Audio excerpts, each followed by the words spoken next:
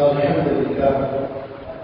উপস্থিত সমাজ মুরব্বিয়ানে ইজান দুর্গন্ধে আগত আমার প্রাণপ্রিয় ভাইরা, কথা অবস্থান সত্যি শোনা আবেদা সাহায্যিল্লাহ মুত্তাকি বান্দারা, আমার মা বাবারা, আমার স্ত্রীর ছোট বোনেরা, সকলকে জানাই আমার পক্ষ থেকে আন্তরিক মোবারকবাদ। আমার সালাম, আসসালামু আলাইকুম ওয়া রাহমাতুল্লাহি তাআলা ওয়া বারাকাতুহু। মহান আল্লাহ রাব্বুল আলামিনের জন্য শুকরিয়া জ্ঞাপন করি যে আল্লাহ রাব্বুল আলামিন আমাদেরকে বিভিন্ন জায়গা থেকে পৃথক করে আল্লাহর হুকুম জুমার নামাজ আদায় করার জন্য অসংখ্য মানুষ থেকে যাচাই বাছাই করে অতি আদর করে অতি মায়া করে পৃথিবীর ভিতরে শ্রেষ্ঠ একটা জান্নাতি পরিবেশে ইমানদার মুত্তাকি বান্দাদের সাথে আসার এবং বসার পবিত্র নির্ভর মাসের দ্বিতীয় জুমায় আল্লাহ রাব্বুল আলামিন আমাদেরকে জুমার নামাজ পড়ার জন্য সুযোগ করেছেন। আসুন সে আল্লাহর দরবারে প্রাণ করে নিজের সর্ব আবেগ উল্লাস করে অন্তরের অবস্থান থেকে শিখের মনোবলকে আসবে আকাশ বাতাসকে মুখরিত করে এক বাক্যে এক সুরে কালিমাত শুকর আদায় করে বলেন আলহামদুলিল্লাহ। সম্মানিত মুসলিমের কেরাম, আজকের আলোচনা শেষ হচ্ছে মুসলমানদের হক। এক মুসলমান আরেক মুসলমানের কি হক, এক মুসলমান মুসলমানের সাথে তার আচরণ কেমন হবে, তার কর্মীয় কেমন হবে, তার কাজকাম কেমন হবে, এই সম্পর্কে আলোচনা হবে। আল্লাহ যদি অবদান করেন ওয়া মা তাওফীকি ইল্লা বিল্লাহ ইনশাআল্লাহু তাআলা। মুসলমান এমন একটি শব্দ, পৃথিবীর এক প্রান্তে যদি কোনো মুসলমান ভাই আমার কষ্ট পায়, তাহলে আমার দেখে কষ্ট পাবে এমন মুসলমানের তো থাকতে হবে। শুধু বাংলাদেশের মুসলমানের তো মুসলমানই নয়, পৃথিবীর যে কোনো প্রান্তে মুসলমান শব্দটা যখন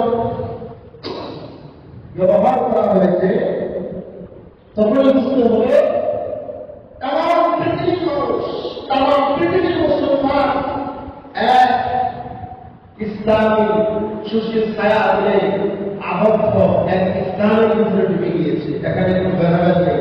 হতে পারে সে কালো, হতে পারে সে সাদা, হতে পারে সে বাংলাদেশি, হতে পারে সে ইন্ডিয়া, হতে পারে সে আপনার আফ্রিকার, হতে পারে সে আপনার নাইজেরিয়া, হতে পারে আপনার ইতালিয়ান, হতে পারে আপনার বেলজিয়াম, হতে পারে আপনার যতগুলো রাষ্ট্র আছে সৌদি আরব। কিন্তু বুঝতে হবে আমি মুসলমান শব্দটা সকল মুসলমান আমার ভাইরা। সুবহানাল্লাহ বলেন। মুসলমান একটি শব্দ, এটা সাধারণ শব্দ নয়। আমরা সকলেই ঈমান করছি, ঈমানদার, কিন্তু মুসলমান আপনারা আমার অনেক কাজ করছে। আল্লাহ রাব্বুল আলামিন কোরআন কারীমের সূরাতুল আসর চুপের সূরায় আল্লাহ তাআলা এখানে সময়ের কসম দিয়েছেন, যুগের কসম দিয়েছেন। আল্লাহ সময়ের কসম দিয়ে বলেন, আল্লাহ রাব্বুল আলামিন এক সময় একটা জিনিসের কসম দিয়েছেন, রাতের কসম দিয়েছেন, দিনের কসম দিয়েছেন। আল্লাহ চন্দ্রের কসম দিয়েছেন, সূর্যের কসম দিয়েছেন, আল্লাহ দিনের কসম দিয়েছেন, আল্লাহ রাতের কসম দিয়েছেন, আল্লাহ পাহাড়ের কসম দিয়েছেন, আল্লাহ রাব্বুল আলামিন সময়ের কসম দিয়েছেন। আল্লাহ রাব্বুল আলামিন বিভিন্ন সময় বিভিন্ন জিনিসের কসম দেয়া জিনিসটাকে আরো যুদ্ধার হওয়ার জন্য গুরুত্ব দিয়ে আল্লাহ কসম প্রয়োজন নাই। আল্লাহ কথা বললে মানুষদেরকে আরো এটাকে বুঝে দেওয়ার জন্য আল্লাহ তাআলা কসম করে বললেন আল্লাহ বলেন সময়ের কসম, যুগের কসম করে আল্লাহ বলেছি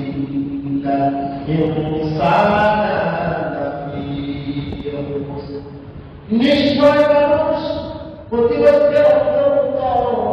আল্লাহ বলতেছেন নিশ্চয় মানুষ ক্ষতিগ্রস্তের অন্তর্ভুক্ত হয়ে আছে।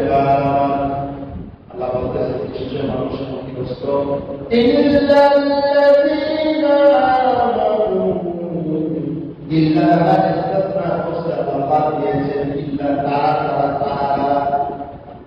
চারটা কর্মসূচি কথা দেখা হচ্ছে এই সূরার ভিতরে।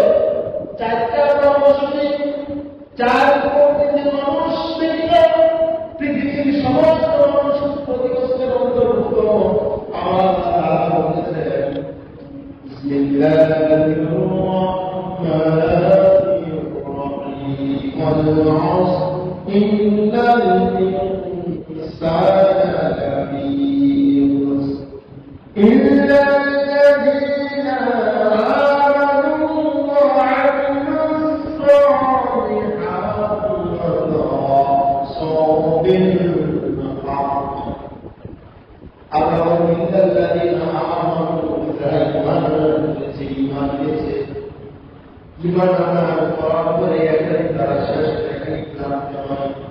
আল্লাহ বলতেছেন প্রথম শর্ত হলো ঈমান আনতে হবে, দ্বিতীয় শর্ত হলো ঈমান আনার পরে এখানে শেষ নয়, ঈমান আনার পরে তারা আল্লাহ কামল করেছে, আল্লাহ করেছে, ঈমান আনার পরে যতটুকু পৃথিবীতে আল্লাহ কাজ আছে সব কাজ তারা আটকান দিয়েছে করেছে।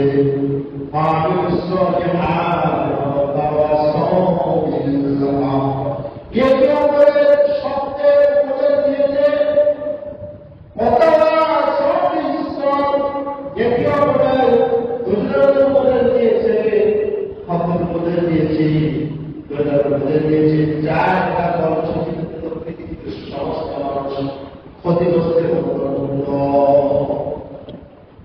সমস্ত মানুষ ক্ষতিগ্রস্তের যত মানুষ আছে সব মানুষ ক্ষতিগ্রস্তের অন্তর্ভুক্ত হয়ে যাবে। ঈমান আনয়ন করতে হবে, প্রথম কর্মসূচি হলো ঈমান আনয়ন করা। ঈমান থাকলে ওইটা ছেড়ে যাবে। ঈমান হলো বিশ্বাস স্থাপন করা, অদৃশ্য বিষয়ের প্রতি ঈমান আনয়ন করা, বিশ্বাস স্থাপন করা, আল্লাহর প্রতি ঈমান আনা, রাসূলের প্রতি ঈমান আনা, রাসূলের প্রতি ঈমান আনা, কিতাবের প্রতি ঈমান আনা, জান্নাত জাহান্নামের প্রতি ঈমান আনা, যেমন আমাদের ভালো-মন্দ যা কিছু হয় আল্লাহ তাআলার প্রতি করে তার প্রতি ঈমান আনয়ন করা, তাকদীরের প্রতি বিশ্বাস স্থাপন করা, প্রত্যেকটা সেক্টরের প্রতি ঈমান আনা করা আল্লাহ বলে দিয়েছেন। ঈমান আনয়ন করা আর আমল করে এত আমল শুরু করতে হবে, আমল শুধু সব ভালো করতে হবে, সব করতে আল্লাহ এখানে আমাদের সাথে চলে সকল আল্লাহ ব্যবহার করে দিয়েছেন। ভালো কাজ করার জন্য বলে দিয়েছেন, যেমন নাকি আপনি নামাজ পড়ার জন্য নাকি আল্লাহ ভালো কাজ, হজ করা যেমন আল্লাহ ভালো কাজ, টাকা দেওয়া আল্লাহ ভালো কাজ, তেমনি ভাবে তারা কাম করা ভালো কাজ। সমাজে আমরা সকল কাজ হয়ে আছে, যেটা তোমার ভালো ভালো কাজ মানুষ মারা গেলে তার শরীর হয়ে যাওয়া, অসুস্থ মানুষ সুস্বাস্থ্য করা, সেবা করা এবং একে অপরের প্রতি সহযোগ করতে দেওয়া। একটা মানুষ যদি আরেকটা মানুষের পথ দেখে একটা ভালো কাজ, শুধু তাই একটা মানুষ যদি আরেকটা মানুষের নাম্বারে পুষ্টি একটা আকিদা করা হলে এইটা আল্লাহ তাআলার কাছে একটি ভালো কাজ। সুবহানাল্লাহ। একটি মুষ্টি হাসি দিয়ে কথা বলে একজনের সাথে, এটাও একটা ভালো কাজ হবে। একজন কথা মানুষদেরকে প্রত্যেক সন্তান দিয়ে দিলেন, প্রত্যেক কাজে এটা আপনার কাছে ভালো কাজ শোনা যাচ্ছে। রাস্তার মধ্যে একটা কষ্টদায়ক বস্তু রয়ে আছে, একটা কাটা হতে পারে, ইট পাথর হতে পারে, আরেক বস্তু কোনো জায়গায় চলাফেরা করলে কষ্ট পাইতে পারে, ব্যথা পাইতে পারে, আপনি ওটা সরাই দিলেন, এটা আল্লাহর কাছে একটি ভালো কাজ। সুবহানাল্লাহ। এটা রাস্তার হক।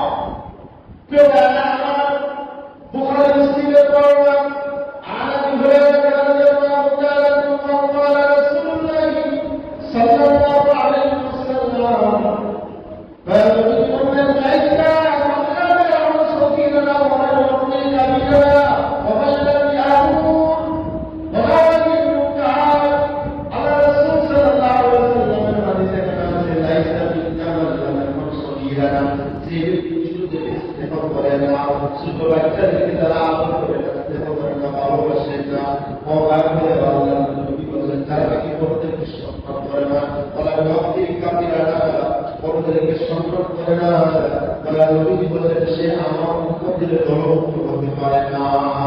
আলহামদুলিল্লাহ। আর যারা বড়দেরকে শ্রদ্ধা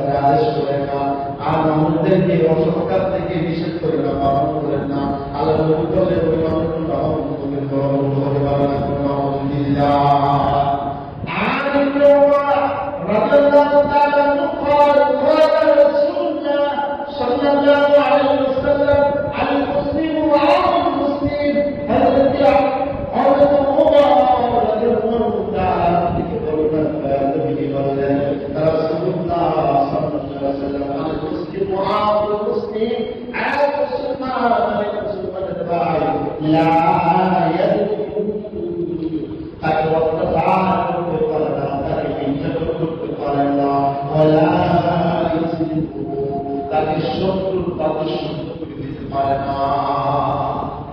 এক মুসলমান আরেক মুসলমানের ভাই হিসাবে এক অত্যাচার করতে পারবে না, বেইজ্জতি করতে পারবে না, শত্রুর হাতে সমান করতে পারবে না। ওয়ামান কানা ফি হায়াতি আখি কানা আল্লাহু ফি হায়াতি। যদি কোনো মুসলমান তার হাজত করে দেয়, একটা হাজত করে দেবে, করে দিল, একটা সমস্যা দূরে করে দিল, আল্লাহ তাআলা তার একটা হাজত, একটা সমস্যা দূর করে দিবেন। সুবহানাল্লাহ।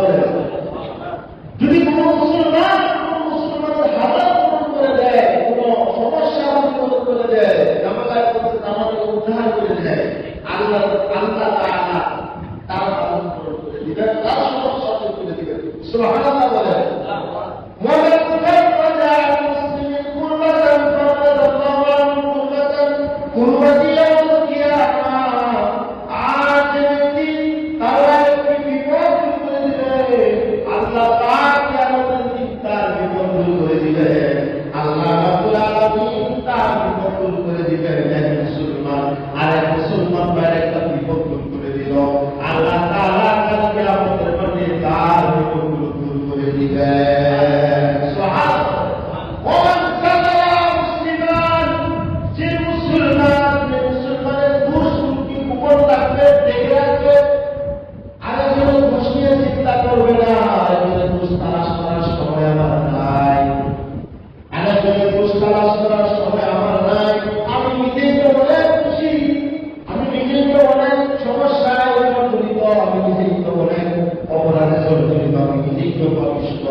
সবচেয়ে জ্ঞানী বুদ্ধিমান ওই ব্যক্তি যেই মানুষ নিজের চিন্তা, নিজের পুরুষ নিয়ে চিন্তা করে অন্যের সমালোচনা করার সময় সুযোগ করে অথবা সমাবেশ করে, সেই তো সবচেয়ে বুদ্ধিমান, সেই সবচেয়ে জ্ঞানী। আমরা তো অন্যের পুরুষগুলো খুঁজে খুঁজে ভেদ করি, অন্যের ভুলগুলো আমরা খুঁজে না বের করতে পারলে আমাদের জ্ঞানের ভাগ কি হয়, কি হয় না?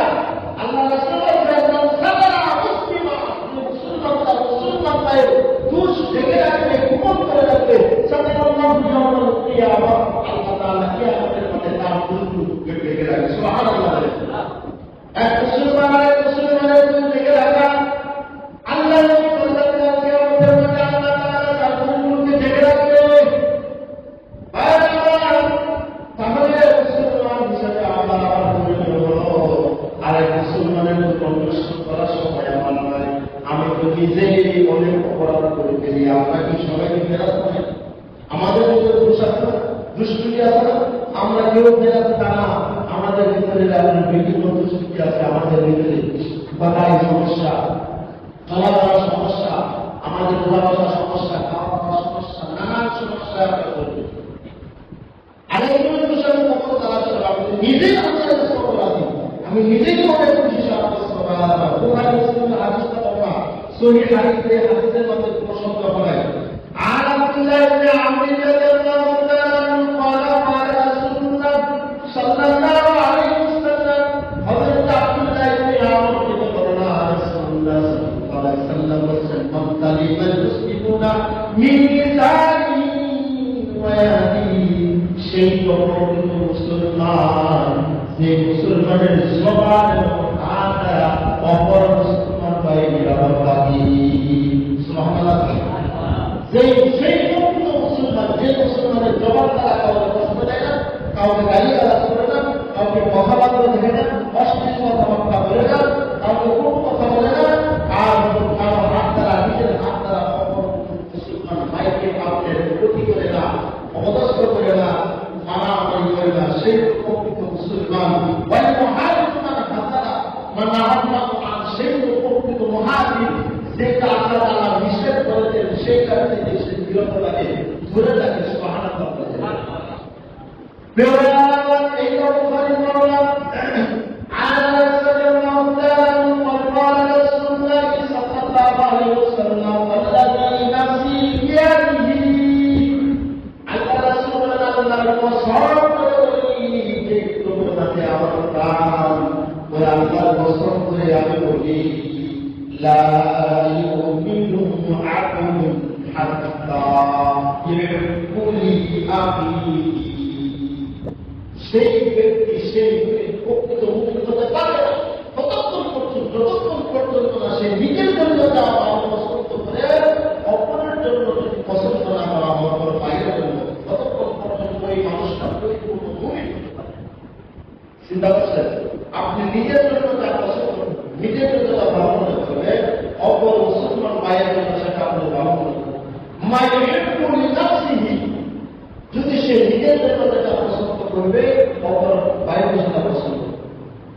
এখন আসেন, আপনারা নিজে ভালো ভালো পোশাক পরিধান করেন, নিজে ভালো ভালো খাবার খান, পরিবেশন করেন, কিন্তু আপনার ভাইকে আপনার প্রতিবেশীকে ভালো খাবার দেন না, আমার জন্য ভালো পোশাক পরিধান দেন না। শুধু এইটাই না, বিভিন্ন কাজ করার ক্ষেত্রে নিজের জন্য একটা আছে না, নিজের জন্য শুরু আনা, অপরের জন্য দেখা না, এরকম আছে না কিছু মানুষ নিজের জন্য শুরু আনা রাখবে, অপরের জন্য এরকম অপরাধ থাকবে। সেই ততক্ষণ পর্যন্ত হতে পারবে না যতক্ষণ পর্যন্ত না নিজের জন্য তা পছন্দ করবে, অপরের জন্য তা পছন্দ না করবে। মায়ের আমার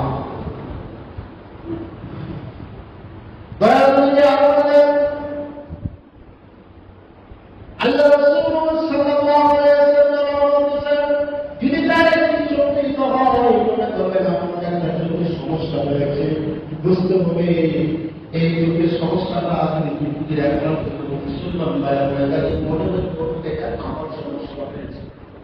যদি আপনার একটা কাজের সমস্যা হয়, পৃথিবীর অন্য মুসলমান বাইরে কাজের সমস্যা হলে বুঝতে পারবে এই কাজের সমস্যাটা আমার হয়েছে। এমনি ভাবে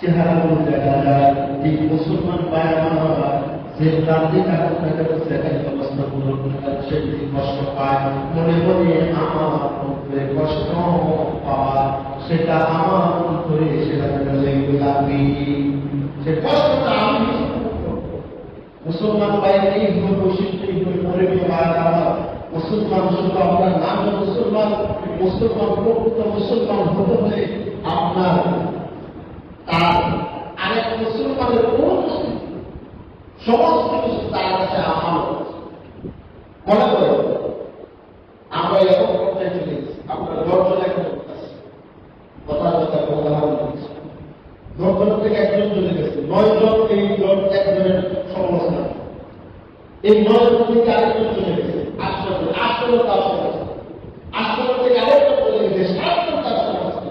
এইভাবে সমালোচনা আপনারা বৃদ্ধি পাচ্ছে। আপনি মনে করবেন যে আপনি খুশিলতা, আপনি মনে করবেন যে আপনি মনে সবচেয়ে ভালো মানুষ, আপনি বাইরে হয়ে যান, আপনাদেরকে এই সমস্যা আপনি দেখে আমরা বিভিন্ন সময় বিভিন্ন অফিসে আপনার বসে আলোচনা করি, কি একটা সমস্যা আপনার দেখি যে 4 জন বসে আছি, একজন চলে গেছে, 3 জন তার সমস্যা হবে, 3 জন থেকে একজন চলে গেছে, এই 3 জন মিলে আবার তার সমস্যা, ওই 2 জন থেকে আরেকজন চলে গেছে, এই সমস্যাটা সেই তো জ্ঞান মানুষ, যে মানুষটা আপনার মনকে সমালোচনা করে নিজের খুশিকে চিন্তা ব্যস্ত থাকে, আমি কোনো অপরাধে আমি কোনো খুশি সাব্যস্ত আল্লাহ আমি না জানি কত অপরাধ করছি, সেই গুণাকে আল্লাহ আমার মাফ করবে কিনা আমরা তো গুণার মধ্যে বসলে আমরা আরেকজনের সমালোচনা না করলে আমাদের পেটের পাপ হজম হয় না, এটা বলা যাবে না। মুসলমান ভাই এই সমস্যা থাকার কারণে আজকে বিরোধীরা মুসলমানদেরকে জায়গায় জায়গায় বাইরে দিচ্ছে, এক একটা রাষ্ট্র বলতেছে আর গ্রহার মতো দিয়ে দিচ্ছে। মুসলমানদের চক্রান্ত আপনার মুনাফিকি কাজটা দিয়ে দিচ্ছে। ইরাক একবার আপনার অবস্থা হয়ে গেল, এখন আপনার ফিলিস্তিনের জন্য মুসলমানদেরকে তাদের মতো করে মারা হচ্ছে বাইরা। এইভাবে এক একটা মুসলমান রাষ্ট্রকে ধরে আসতে হবে। আমরা এই সমস্ত ভেদাভেদ করার কারণে আজকে আমরা পাঠক সৃষ্টি হয়ে গেছি। বুঝাইতে হবে বিশ্বের সমস্ত মুসলমান একত্রিত হয়ে ইহুদি নানা খ্রিস্টান বুঝাইতে হবে মুসলমান এখনো বিভক্ত হয় না, সমস্ত মুসলমান এক, আমরা এক হয়ে আল্লাহ তাআলা এই জমিনে আমরা দিন বাস্তবায়ন করার জন্য জান দিল, মাল দিল, আমরা রাস্তায় শাহাদাত করবো, মুসলমানদের দাম না থাকবে। সুবহানাল্লাহ। আর আমার যদি মনে করে সে মায়ের আমার কি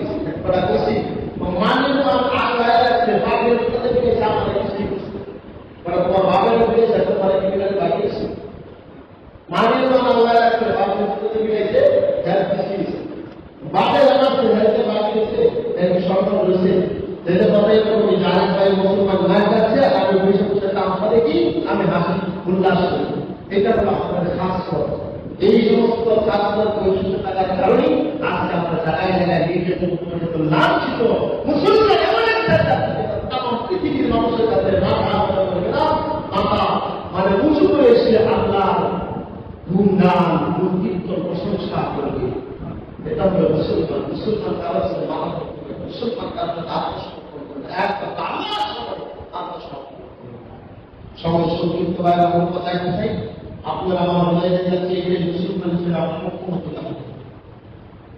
একটা জিনিস খেয়াল করবেন, আমরা বিভিন্ন ধরনের লোক আছে, আওয়ামী লীগ বলেন, বিএনপি বলেন, জামাত ইসলাম বলেন, জামাত বলেন, তারপরে আপনি ইসলাম আন্দোলন বলেন, শাসনতন্ত্র বলেন, ভালো থাকবে।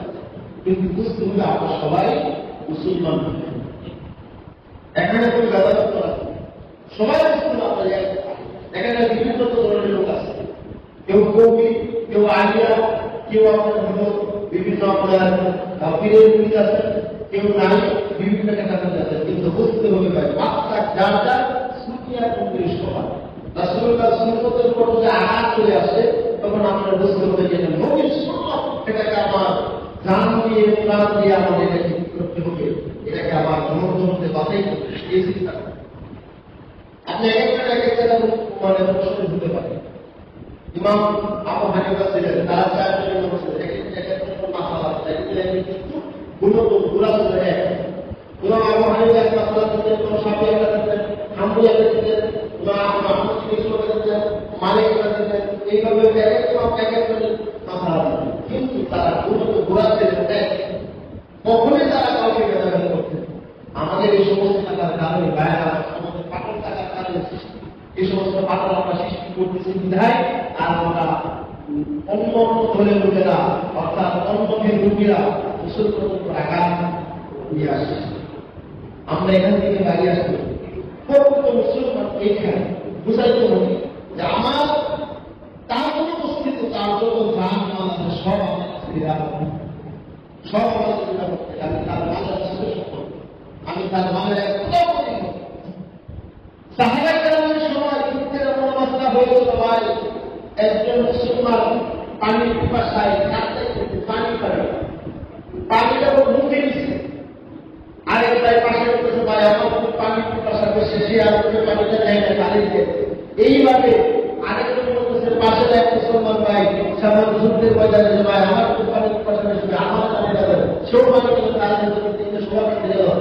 শেষ পর্যায়ে এসে একজন কাম করতে রাস্তাতে সবাই সাহায্য করার জন্য কেউ পানি কাম করতে পারে, এই মুসলমানদের বলছে। চিন্তা করছেন? আর আপনারা আমার বৈশিষ্ট্যটা কোথায়? আপনারা আমার বৈশিষ্ট্যটা নাই। আমরা শুধুখালি নামে মুসলমান, দাদা মুসলমান, বাবা মুসলমান, আমরা গুরু মুসলিম গাই, সেই সুখটা আমি মুসলমান। ঠিক কিনা ভাই? গুরু মুসলিম গাইলে মুসলমানের এই কাজ মুসলমানের কেন পাহাড় দিতে হবে? মুসলমানের জিনিস বাড়ির জিনিস না, মসজিদের জিনিস পাহাড় দিয়ে রাখতে হবে। যদি আপনি ইহুদিরা, খ্রিস্টানরা, হিন্দুরা কি আপনি আরেকটা মসজিদ থেকে শুরু করে আপনারা আমার মুসলমান বাইরে ভিতরে শুরু মসজিদের জিনিস শুরু করে দিয়ে সিসি ক্যামেরা দিয়ে রাখা যায়, মুসলমানের ভিতরে দিয়ে কাজ করুন। চিন্তা করেন আল্লাহর করে থেকে শুরু করে দিয়েছে, বলতে আমাদের কোনো ভয় নাই। তুমি যদি মারা যাও, তুমি আল্লাহ কাজ করা যখন দাঁড়িয়ে উঠবে তখন তোমার মুখের ভাষা প্রকাশ করার সুযোগ থাকবে না, সেখানে কোনো মুখটা থাকবে না। আল্লাহ তোমার জবাব দিতে করবে, জবাব দিতে পারবে না, আল্লাহ তোমার জাহান নামে বিদ্যে তারা আমাদের